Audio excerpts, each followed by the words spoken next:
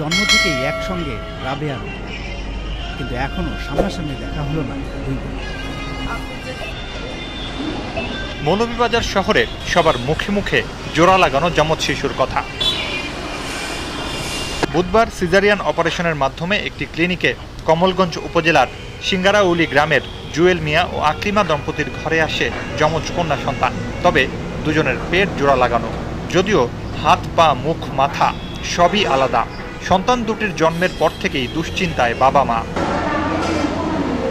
চিকিৎসকরা বলছেন শুরুতে দেখতে হবে বাচ্চা দুটির হৃৎপিণ্ড এবং পাকস্থলী আলাদা কিনা, তাহলে জটিল অস্ত্রোপচারের মাধ্যমে আলাদা করা সম্ভব।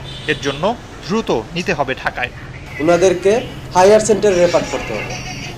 National institute of child health যেটা ঢাকায় অবস্থিত, সেখানে নিয়ে যাওয়ার জন্য, এবং ওখানে যাওয়ার পরে বোঝা যাবে যে বাচ্চাদের পরবর্তী চিকিৎসা কি হবে, ওইখানেই নির্ধারণ হবে। পরিবারের সদস্যরা বলছেন জটিল অস্ত্রোপচারের খরচ বহন করার সামর্থ্য তাদের নেই, এর জন্য প্রয়োজন সহায়তা। আমরা তো গরিব মানুষ, টাকা পয়সা নাই। আমরা প্রধানমন্ত্রী জানাই, আমরা আমার বাচ্চা মেয়ে দুইটা জন্য চিকিৎসার জন্য তাই অনুরোধ জানাই। মুর্শিদুজ্জামান হিমু, যমুনা নিউজ।